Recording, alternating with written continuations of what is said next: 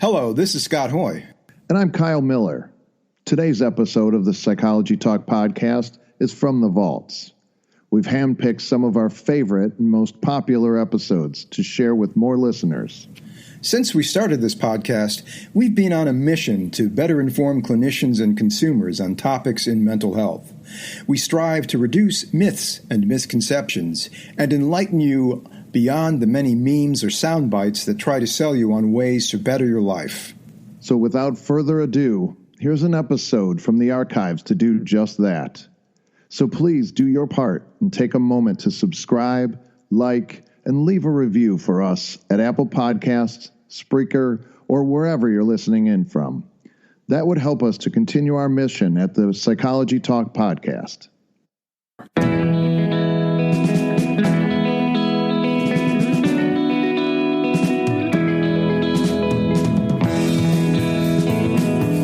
Hi, this is Dr. Scott Hoy. Today I will be speaking with Dr. David Paul Smith. David is a licensed clinical psychologist in Chicago, Illinois. He holds his master's and doctorate from the University of Chicago.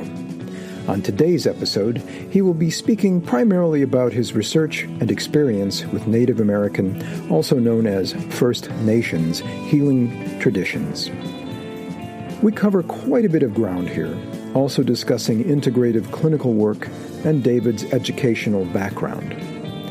It is a journey into diverse aspects of healing traditions, so I'm sure you will find this very interesting.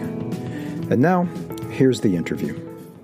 Thanks for agreeing to do the interview and talking a little bit about yourself. So I thought maybe what we could do is start with having you talk about yourself, where you come from, how you got involved in the field of psychology, about your involvement in psychology here in the city of Chicago. Okay. Yeah, I'm a clinical psychologist in Chicago. I've been here about 30 years. I grew up in Western Massachusetts.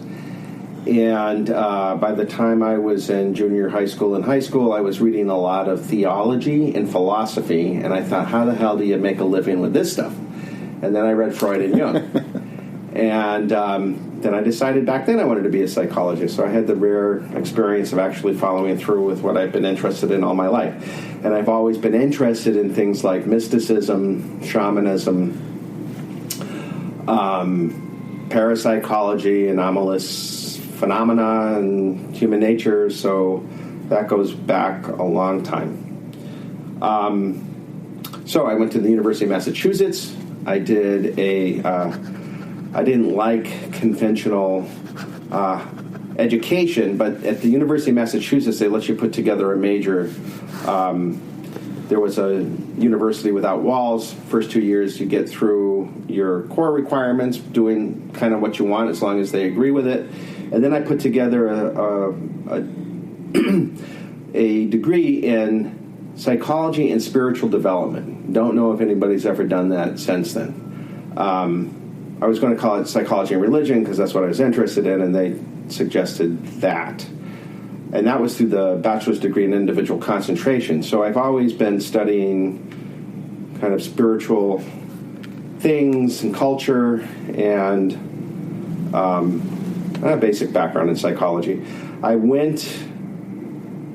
so it might be worth mentioning, I was involved with the...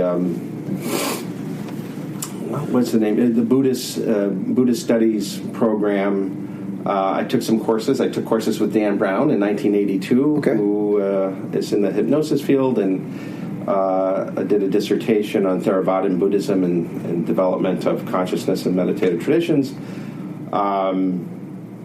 Bob Thurman was around at those times. Thurman, yeah. I used to see a lot of teachers of the Dalai Lama. I saw the Dalai Lama himself. So that was one angle that I was involved in when I was...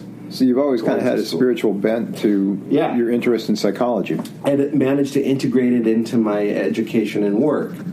I worked with Joseph and Terry Havens, who said, if you want to do what you want to do, you should meet Dan Brown because he's already done it. Joe Havens and Terry Havens. Joe is a psychologist that went to the University of Chicago in a program called Religion and Personality at the time. That's probably no longer there? Well, it went through different names. It ended up, when I was there, religion in the humanities. It was religion in psychology, and then I'm not even sure if it exists anymore.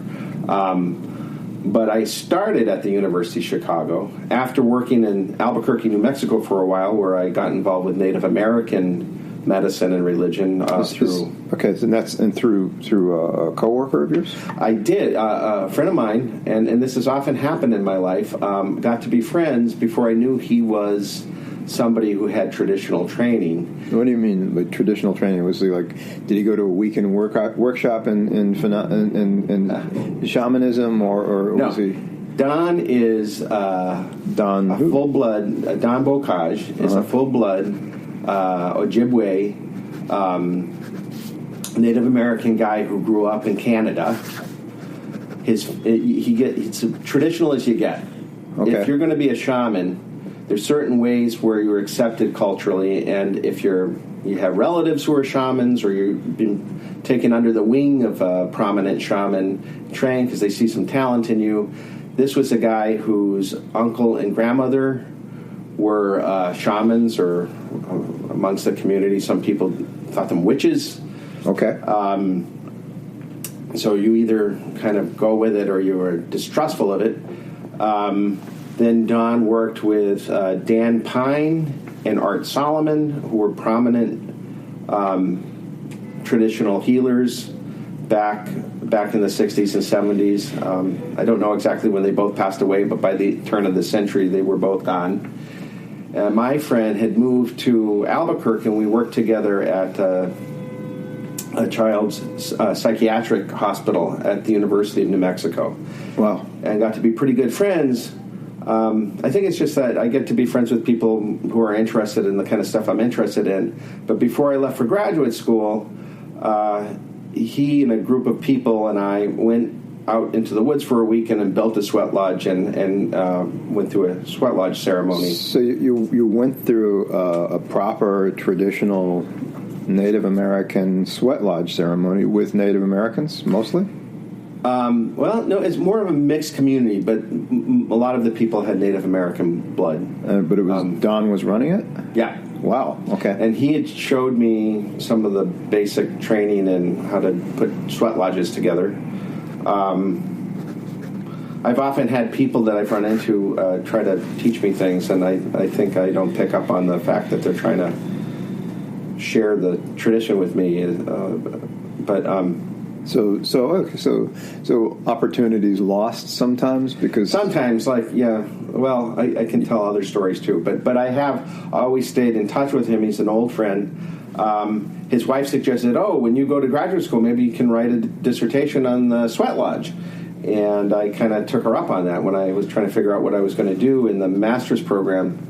Master's of Arts program in the social sciences is what I started out in at the University of Chicago. And I did an ethnographic piece. It was a psychological interpretation of the sweat lodge from a Kohutian perspective. Kohut. Right. Okay. So in other words, for people out there who don't know, he was here in Chicago, right? Self-psychology. Self-psychologist at the University of Chicago. Invented self-psychology, right? To work with narcissistic personality disorder. Right. And people in general, but right. like specifically to work with people's narcissistic wounds.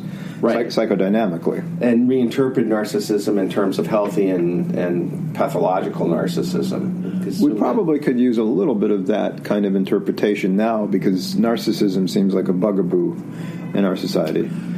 Probably because of our society being so like everybody has to be an individual, and pull themselves up by their bootstraps and not show any kind of, I guess, femininity or any kind of like what could be interpreted as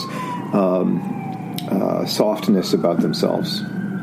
Yeah, well, apparently it doesn't keep you out of public office these days, but it's gotten more... okay. Probably never has, but yes, it's just maybe more cartoonish these days and in the face. But, okay, so you did a self-psychology interpretation of an ethnographic kind of paper or ethnographic kind of like... Oh, it was an ethnography, right. So I was taking a lot of courses in anthropology, and I continued throughout the course of my career there. I actually started my doctoral program in the psychology and religion program in the divinity school. That was the influence of Joe Havens and Dan Brown. But since I still wanted to be a clinical psychologist, I shift gears and realized I'd be better off in the psychology department. So I finished my doctorate after doing the work for 3 masters, my own fault. But 3 masters, okay. So you have 3 master's degrees or 1? Well, I did the work. Okay. And that's where you're doing the work on the sweat lodges. I did the master's on the sweat lodge. I did the work for a master's in the divinity school, but when I switched, I had to fulfill some requirements for the other degrees, so I ended up having to write another master's paper, which led to the doctoral thesis, which was on the spirituality and religiosity of psychotherapists, part of an international group and research that was spearheaded by David Orlinsky, who started the Society for Psychotherapy Research, and was involved with work with psychotherapists around the world. And so I looked at those kind of factors. Although the first chapter I published was back on the sweat lodge work, which was just more ethnographic. So I've done kind of empirical, statistical work, and then more ethnographic. And so the book chapter, is that available? It is in a book called Integrating Traditional Healing into Psychotherapy and Psychiatry. My God, it's been 20 years and I'm blanking on the exact title. Okay. But we can find that and keep it. We'll put it. We'll put some stuff in the show notes for people who are interested. Okay. Yeah, Roy Moodley and William West. Okay. It's a good book. It did well. It's been used in a lot of courses. And so that's where your first book chapter, and it was on sweat lodges. And that was on the sweat lodge work, which was ethnographic, right? That was sitting in sweat lodges and thinking about it, taking notes. Wow. So what's the difference? Like, I mean, shamanism is kind of a very popular thing right now. I think it's a phenomenon that's popular along with a lot of other mind-body treatments in psychotherapy, and for the lay person or the lay practitioner out there. What's the difference between that? Do you? Because I'm sure you're aware of what those people do and where their training comes from. What's the difference between that and your experience of working with Don and his wife in the sweat lodge experience, and what you know about that particular training that Don experienced and that he was hinting at bringing you into? So let me see if I understand the question. What's the difference between that and some of the standard or popular The more popular versions, yes, that might not be taught by somebody who's immersed culturally in Native American or First Nations kind of culture. Like, they don't come from it, and they're not being adopted into it or necessarily taught, like first generation student. Yeah, no, that's a great question. I think, I mean, you can take classes in shamanism and get degrees in things like shamanism from some schools. You say that smirking a little bit, yeah. Yeah, well, I'm on staff at one of them, but I generally think they've got good stuff to offer. Maybe we should edit that off. Okay. Yeah. I do not teach those classes. Okay. So let me. I've thought about that. I gave a paper once early on in graduate school about what's legitimate and not legitimate in terms of some of these practices, and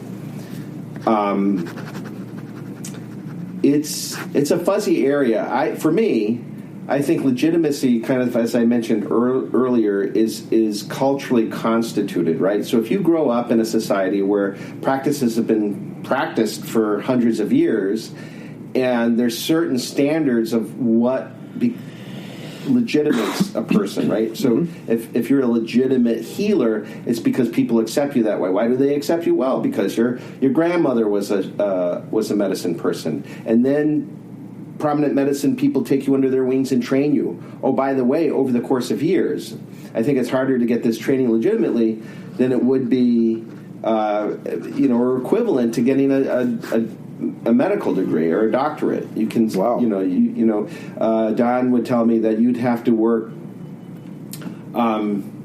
just to have the privilege of lighting the firekeeper could take several years. Never mind running a sweat lodge. So somebody who tends the fire and keeps it going, and learns and participates, and so there's a. Is the fire kept going? Is it kindled? It has to be kept going. Yes. Wow. Throughout the night, and so that kind of reflects, I think, other cultural traditions for keeping the fire tinder going over time, right? I mean, I think they did that with. If anybody out there wants to correct me about this, but I think with Beltane fires, Beltane, Mayday fires, I believe that they were kindled for long periods of time, and probably that tradition was kept going on in various, Irish and Scottish and probably Welsh traditions to keep that tindered fire going, or maybe even in Bolg, the St. Bridget's tradition. Important, I think has a fire as well. St. Patrick's Day. That's right. It is St. Patrick's Day. We're recording this on St. Patrick's Day. For those of you who wish to participate, we're not imbibing on anything but coffee here, though. Right. So that's interesting because I think coming out of hunting-gathering societies, that that would be a responsibility that was really important, because people would take bits of fire from wherever they were to their next campsite, and if your fire goes out, you're kind of screwed, especially if things are getting cold, or not. Well, just to make it through the night and not get eaten. Yes, and the raw experience of the elements. You have to tend to the elements in order to keep.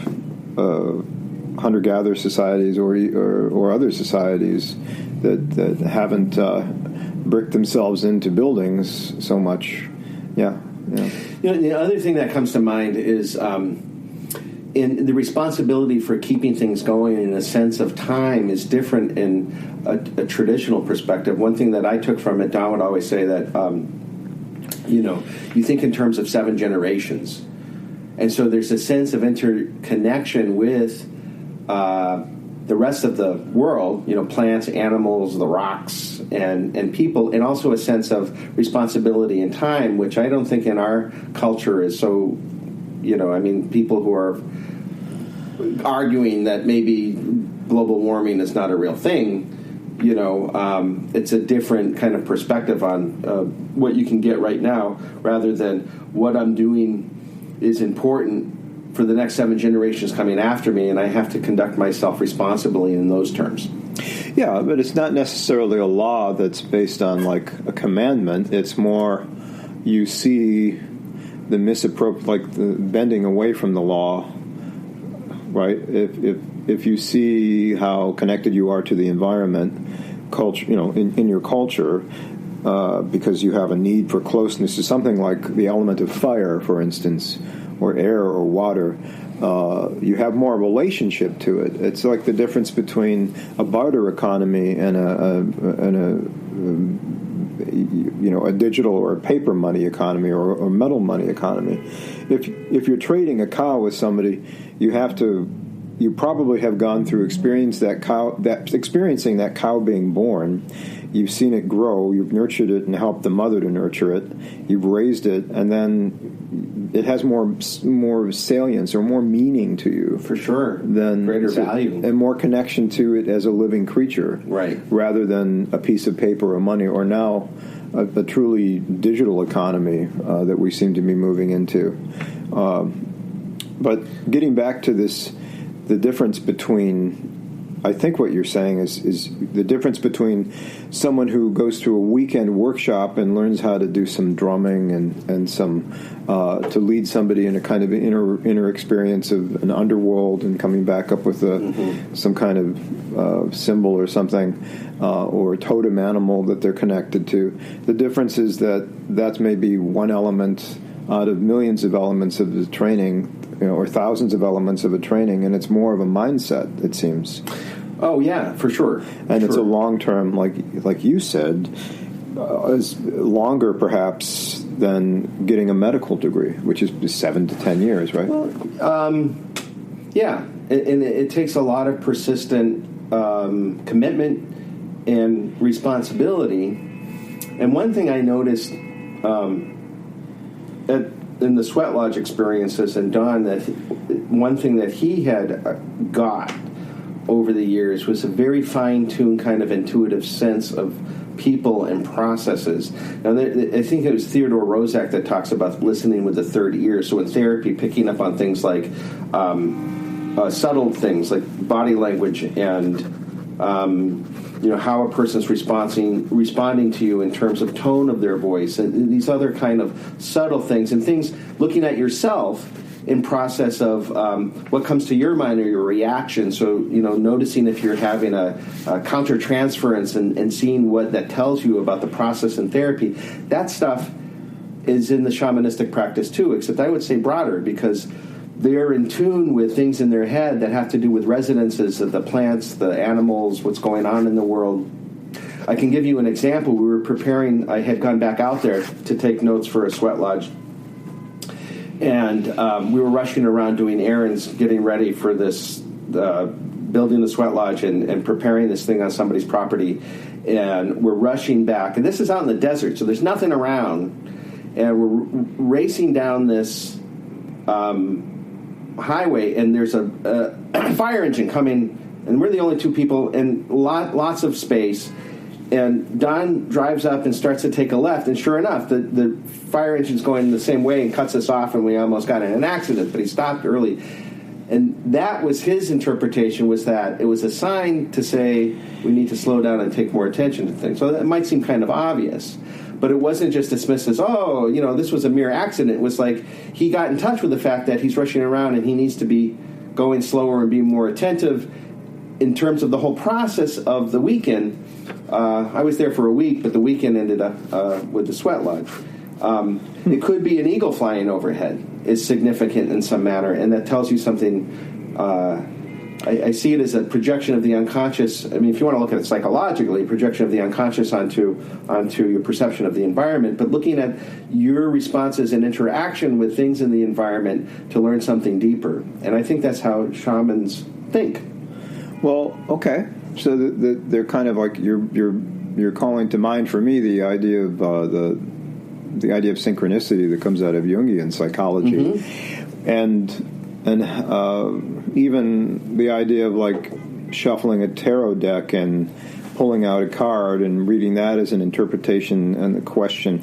It's like you're looking for more implicit, if you want to use like neurological ways to look at it, which aren't necessary. But within the context of Western psychology, implicit understandings are more involved, bottom up rather than top down processes. Right. Yeah. I was talking to a guy I see, one of my patients. Well, maybe you want to not talk about that on a podcast. Well, it's a general thing. It's a general thing. Okay. It's a general thing. So about we can read that in. When you have a weird week. And if you're looking at your therapy as from a psychodynamic perspective, okay. I mean, my approach is pretty eclectic, but I do kind of frame things in psychoanalytic terms, depth psychological terms. And I told somebody that weird is good. If you're noticing that you're having reactions, kind of salient emotional reactions to things during your week, that you don't know where the feelings are coming from, maybe you feel like crying, and you're not sure what's going on, and it's kind of weird. I said weird is good because, things can bubble up from the unconscious. There might be what we call transferences, certain events that are reminding you, but you're not really aware of it, and those things can lead to personal insights and options for change in your life. And I think shamans, their whole world is very full of, the world becomes kind of like a Rorschach. And you're finding meaning. or maybe the world is a Rorschach to most people. They just haven't gotten the joke yet. Precisely. That is what I think is going on. But once you learn how to read the Rorschach, then you can understand yourself in the world in a lot more, let's say, profound and effective way. I think most of us are walking around kind of in a daze and responding to things and not knowing why we are doing the things we're doing or feeling the ways we're feeling. So in general, I would say traditional systems of healing, since they've been around a long time, have a lot to teach us. And I think, well, Jung's a good example. I mean, he started getting some of his insights into modern psychology, or at least his theory of human nature, by reading alchemy and ancient magical texts. And he realized that, this way of thinking and these realities have been around for a long time. His idea of the collective unconscious and archetypes comes from realizing that, God, there's certain symbols that are just there everywhere, all around the world. And so that's got to be really deep-rooted. And I think it's certainly amenable to a shamanistic way of thinking. I think he got into similar insights and developed a Western psychology that's quite in line with traditional perspectives because he had studied those things too. But he also saw it in his patients. He worked with schizophrenics whose heads are probably in touch with those things, but not in a very organized or functional fashion. Okay, yeah, I think that's probably a good way of putting it. I mean, his idea of the collective unconscious came from working with that, from what I understand, and seeing that some of the symbols that were coming up and very specific visions or hallucinations that they were having, or delusions that schizophrenics from across the globe would experience, were similar to alchemical texts or to mythological ways of looking at the world. So we kind of talked about your work with Dawn and the Sweat Lodge, and that became your dissertation. And then, of course, you did your work with Martin Orlinsky and working on David Orlinsky. David Orlinsky, yeah. And the Sweat Lodge was my master's thesis, and then I was going to do the dissertation on the Sweat Lodge, but when I switched to the psychology department, I worked with Orlinsky specifically, so that was that international project on spirituality and religiosity of psychotherapists, so much more of an empirical, statistical research, and much more with psychotherapists versus traditional healers. Okay, right. And is there kind of a segue between that? Did you see some similarities between the work you did with the traditional healers and shamanism and some of the spirituality and psychotherapy data that you collected? They're very different, but it does raise this question. So, what is spirituality? And there's this popular term, spiritual but not religious, SBNRs. And okay.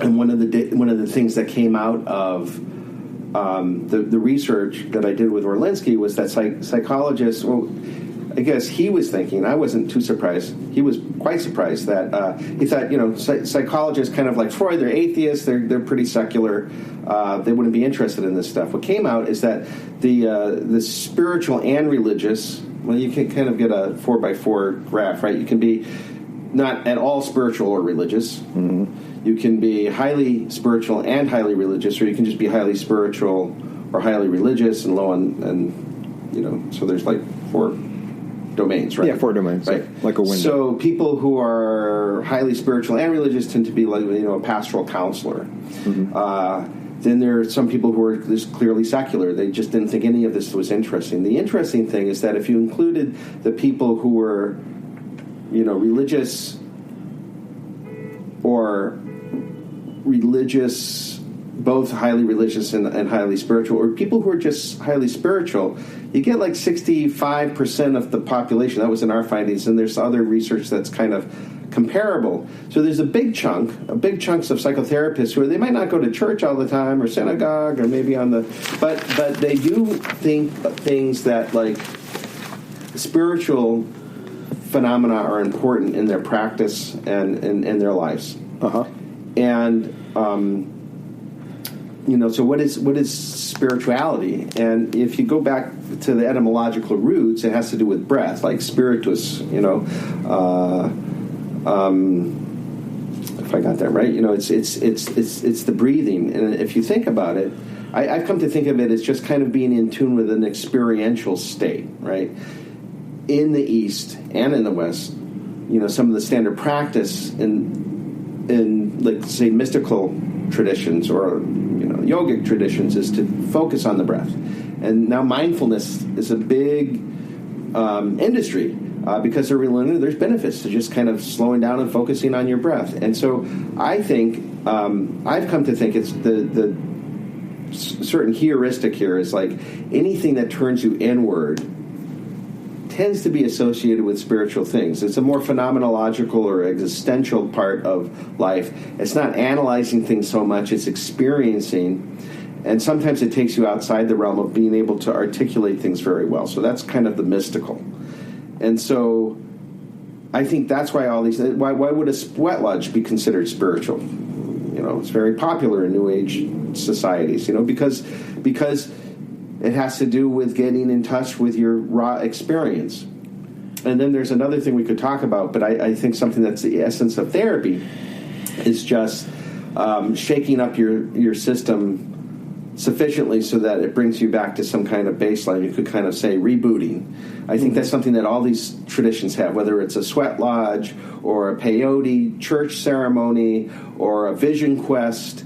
It's something that somewhat traumatizes the system and shakes you out of your normal mode of functioning and lets you kind of reorganize your being and thinking. Yeah, okay, that makes sense. I mean,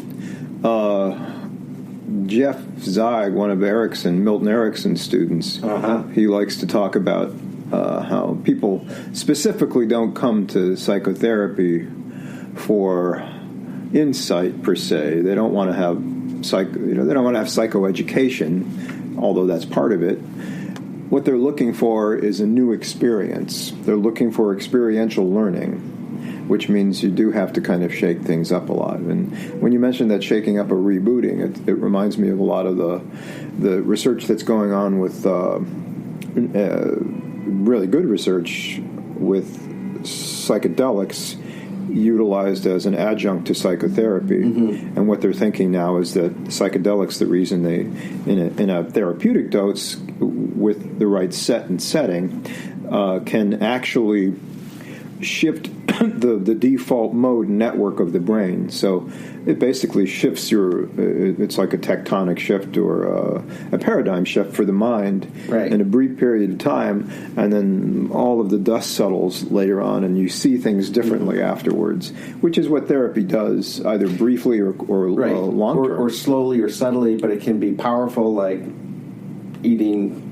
peyote and going through an all-night ritual. Correct, yeah. Or a sweat lodge where you are so hot and sweaty that you're getting dizzy and your natural reaction is like, I need to get the hell out of here, I'm getting cooked. And then in the ritual context and with drumming and prayers, and then you kind of pull it together and feel stronger. Therapy has to get cooking now, and that's actually kind of a Bradford Keeney, who works a lot with shamans. Oh, boiling energy. Boiling energy, yeah. Therapy has to start cooking, and I always think that's kind of when some work is getting done with a patient in psychology and psychotherapy, something's cooking. Something's cooking in the atmosphere, and people get kind of excited. Or if you're lucky, they get weird. They get weird. Then they get a little freaked out, right? Well, when you use things like hypnosis, things can get a little weird, yeah. Oh, for sure. Yeah. But hopefully in the right environment, people feel safe and they learn from it. Yeah. Yeah, and then that's why the therapist is valuable, because they can be there not only for support, but reinterpretation and explain that, these are normal processes if you want to get better. To change, you have to shake things up and do something different. Yeah. Think and be different, act differently. Well, let's take a little break now, and then we'll come back in just a minute.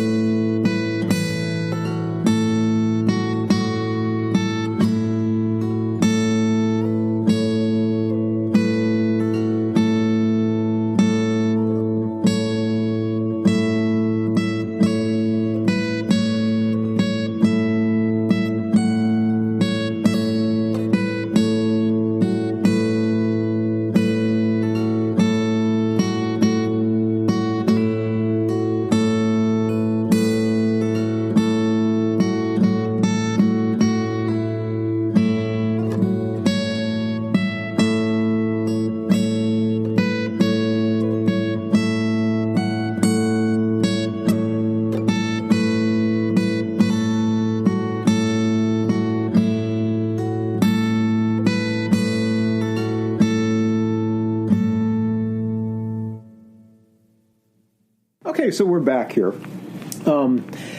We were talking about broadly about how you studied with Don, you went to grad school, wife was interrupted for 7+ years at the University of Chicago, you did your dissertation, you got your license, you've been working as a clinical psychologist, but along the way, I know that you also, from having talked to you before and having read some articles and book chapters that you've done on this, you've worked with Don's family or friends in his tribe in northern Canada. Yeah.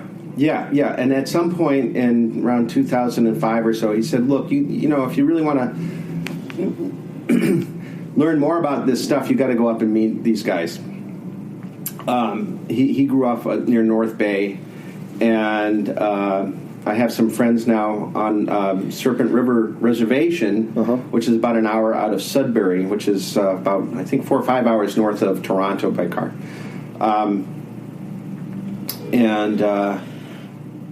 But let me preface it by saying this. When I was in graduate school, it's interesting psychologically to invest yourself in kind of traditional views of reality or experiential domains, let's call them. And there's a favorite quote I have from a guy named Peter Duer. He was a German anthropologist, and he wrote this book called Traumzeit, which is Dreamtime. Yeah. And it was basically on like liminal realms and things like Halloween, and this guy kind of, I think, did what I tried to do. And he said, at the end of the book, he goes, unfortunately, I'm too much of an anthropologist to be a good witch. Okay. But I'm too much of a witch to be accepted as a good anthropologist. Right? So that feels like, is that the position you sometimes feel yourself in? Well, I felt like your experiential state can shift. And so I think coming out of college and, when you're in a traditional worldview, you start to see the world that way. And I remember times coming back to graduate school thinking, oh my God, what was I thinking? I was like in a dream for a week. But I would say, so let's kind of put this on the side, but if you engage in, let's say, even self-regulation, hypnosis and meditation and things, you get an understanding of your own mental processes that kind of expand your view of reality. Back in the 60s and 70s, people were dropping acid and stuff and making the same argument, and then people came back from India who were visiting there and say, well, it's kind of the same thing, but if you practice meditation and you're going to expand your view of reality. So that's my preface. Okay. So I went to Canada to meet some folks. So at first I saw Don's cousin in North Bay, Peter Bocage, great guy. He's part of the Medewiwin, which is the traditional medicine society up there, pretty high up in ranks of that system, and was integrating traditional healing into the local education programs in medicine. Nice. And I had the pleasure to meet him and spend a day with him, and he invited me to a sweat lodge at the end of the day. And I think that all wrapped up at somewhere at 1 o'clock in the morning. Mm-hmm. It was very positive, and I really appreciate his work. But I have to describe this, and I don't think I've got exactly the story, but I'll take an attempt here, because part of this is just kind of conveying the process. I started heading west toward Sudbury, which I think is a couple hours drive. And it's 1 o'clock in the morning, and there's thunderstorm, intense thunderstorm, lightning bolts, very surreal. And I'm like, here's the white guy going to see the shamans, okay. At 1 o'clock in the morning. So something out of a movie. Something out of a movie. And it's and feeling like, things have been great, but kind of intense, and now they're even getting more intense. I get there, find a motel that's open 2 or 3 o'clock in the morning, and wake up in the morning and say, okay, now I'm going to go to the reservation. And when I got there,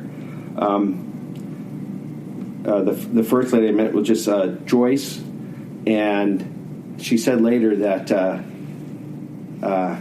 it was either my smile and also the fact that I knew Don, where they would even accept me at all, because they don't trust doctors, and I don't blame them. Okay. Because you don't blame them for not trusting doctors? Why? Well, Western medicine doesn't appreciate traditional perspectives and kind of would dismiss them or say, well, that's just those weird witches or crazy people. And plus, I think they, rightly so, might be suspicious of big pharma and the use of Western medicine. Not the least of which is like various things that have been imposed on traditional cultures that have been kind of negative, putting people on reservations or sticking them in boarding schools and whatnot, and imposing a medical system that they don't maybe agree with originally, right? Yeah.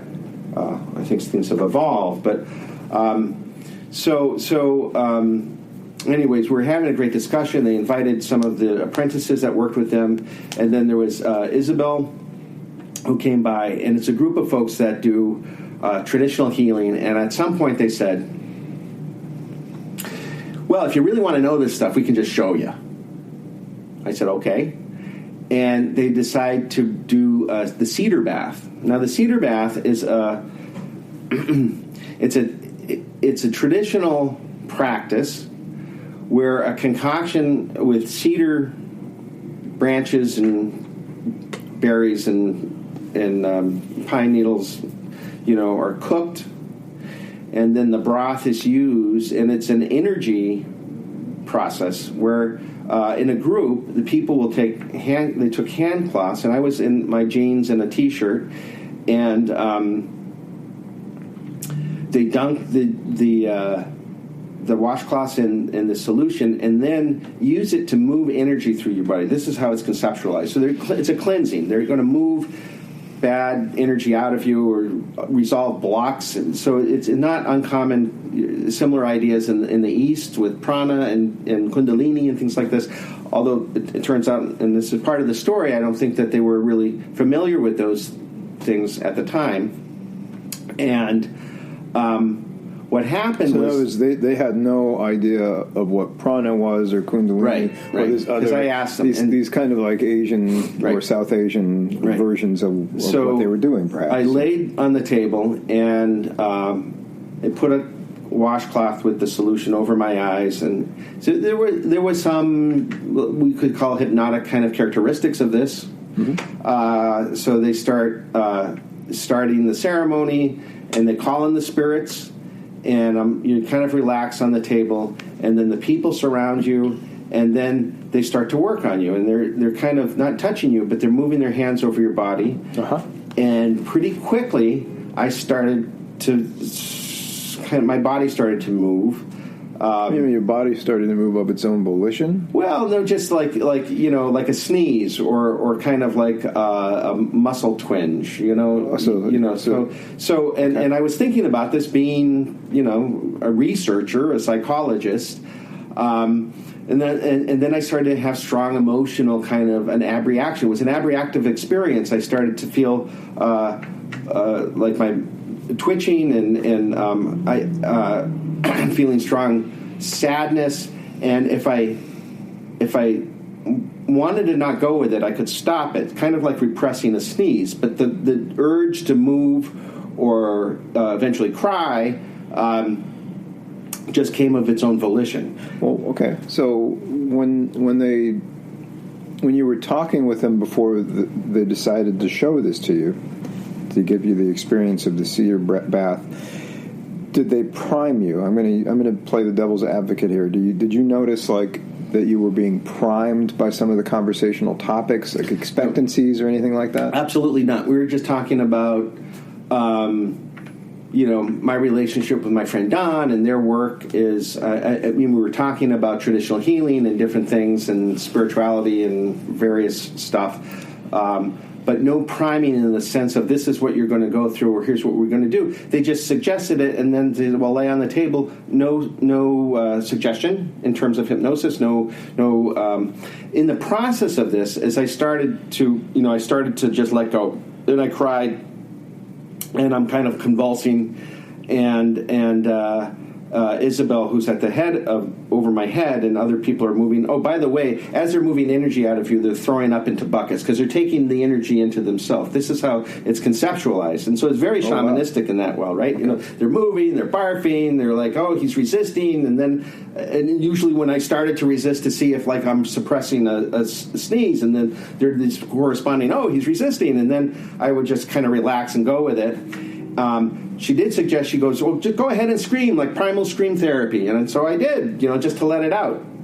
At one point, they turned me over on my stomach. And I feel muscle contractions. I feel kind of like undulations on my back. And they're moving and throwing up. And this goes on for, I think, maybe 20 minutes. And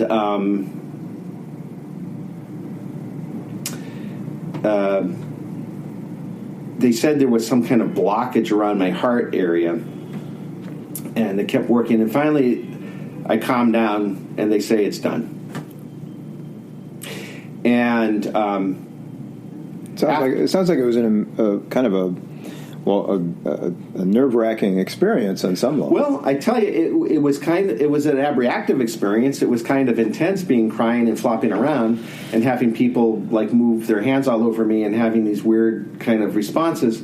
I felt great afterwards. I felt like I was like, after like a sauna or but much more intense, just a release, kind of lightness, feeling pretty good.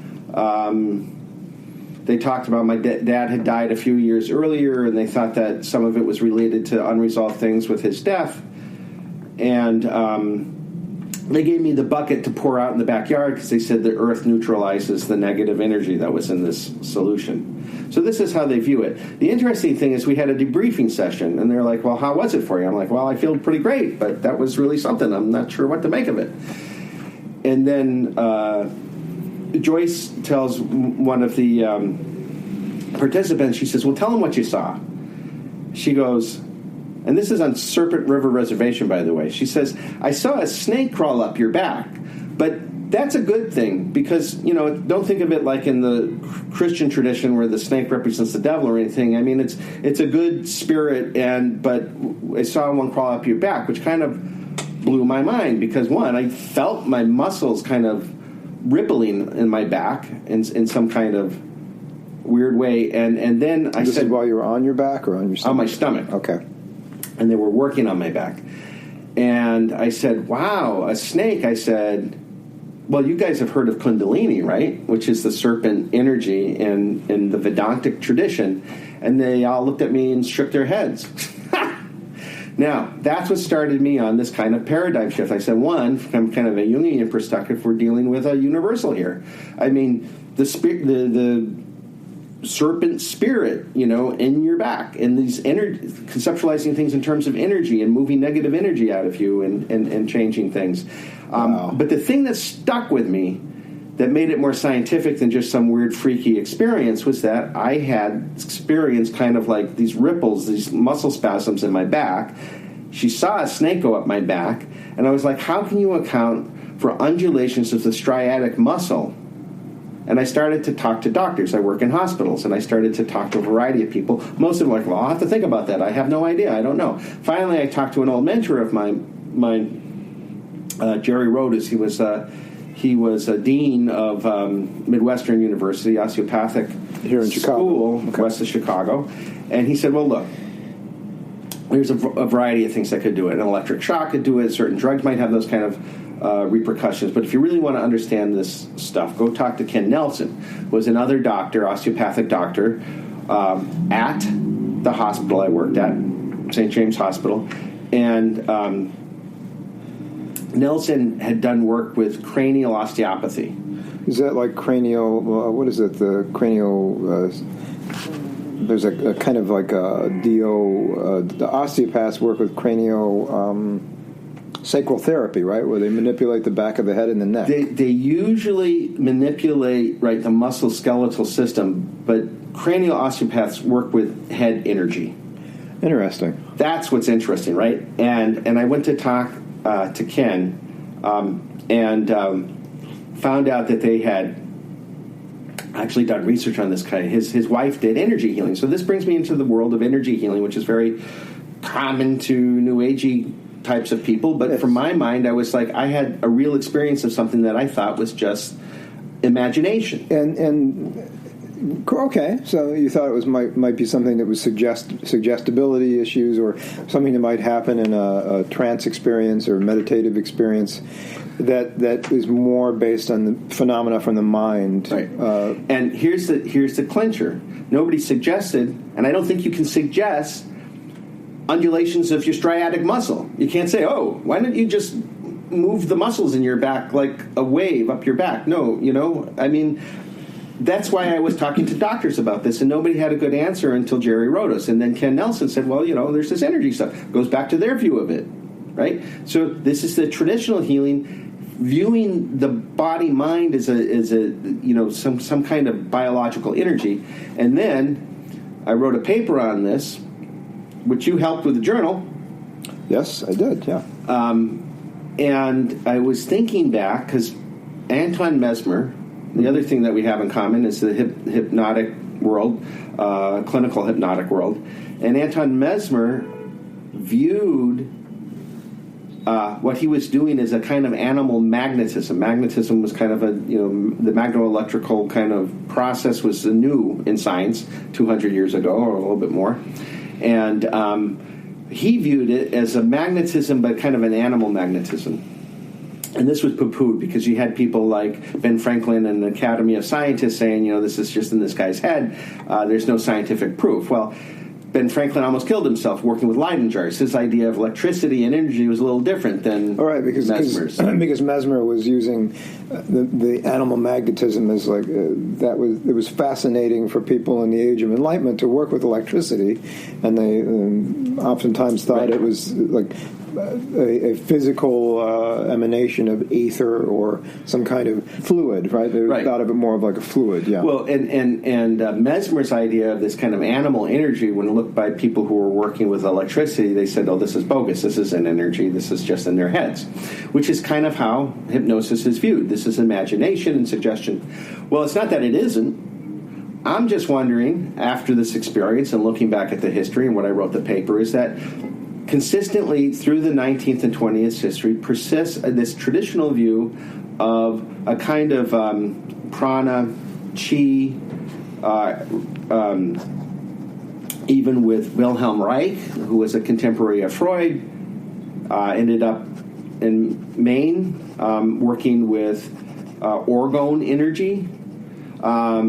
So there's a variety of people who have kept alive this idea of a mental energy, not just suggestion or imagination, but actually some kind of biological force that we don't know how to measure. And I think that it's still worth scientific attention because, in the East, let's say this, the least you can do is looking at things from a phenomenological perspective. When you look at traditions that are much inwardly focused and build a science around psychological phenomena and experiential phenomena, you develop things like chakra systems and the Kundalini theories. And amongst, I would call what I, in writing and presentations, have said esoteric sciences. Because if you have, if the scientific system is to come up with a theory, apply a test, an experiment, and then measure the results. And if you get consistent results with the same kind of intervention, that's a scientific process. Okay. And that's what meditation traditions do. They're like, do this technique, here's the results you should have. And they would check with their Roshi. My meditation went like this week. I'm like, you're not trying to do it right. Change it this way. Oh, okay, now you got it. So, but it's not objective, right? It's intersubjective at best. It's an N of one study. Yes. Well, but you have a group of students, and they should be having similar kind of results. Right? Yeah, Rudolf Steiner, even in his writings, he admonishes people: don't take what I say about such realities Rudolf Steiner, the German philosopher and mystic and scientist, who developed biodynamic agriculture, Waldorf education founder. Was also involved in meditation and whatnot. So he admonished people, this is what you should be getting, but don't take my word for it. Do it yourself and check your results. Right. You know? To try and keep it less subjective than we think of subjective as not being real. Real, correct, yes. So my argument, and part of a lot of stuff I've written over the past few years, since this experience, in fact, is that esoteric and exoteric sciences have a lot in common in terms of method and process, but we live in a world that's kind of a materialistic and deterministic paradigm, right? So consciousness is an epiphenomena of the head. It's related to the meat in your head, and everything's related to some kind of material base, and you have to be able to see it. Well, right. It's not surprising that, like, since the 1960s, meditation becomes actually a topic of scientific research once you can measure it with biofeedback and then brain imaging. And now that we can see it, it's real. You know what? It's been real for thousands of years, right? But but now we couldn't see it, right? And the brain was obviously involved in that. All that meat stuck inside your skull was involved in consciousness in some way, shape, or form. But now Absolutely. that we have functional magnetic resonance imagery, we definitely know it's true. That's right. The black box has been opened up, and I would say, even with these kind of traditional views of energy, which have persisted because of people's experiences of them, not unlike the one I had. You have to account for this. We don't have a scientific accounting, although I think we're getting there. And I would say, when I wrote that article on the Cedar Bath and the striatic muscle undulations, Kilton Nelson had done some research. His wife did some kind of energy healing, and they learned a way to test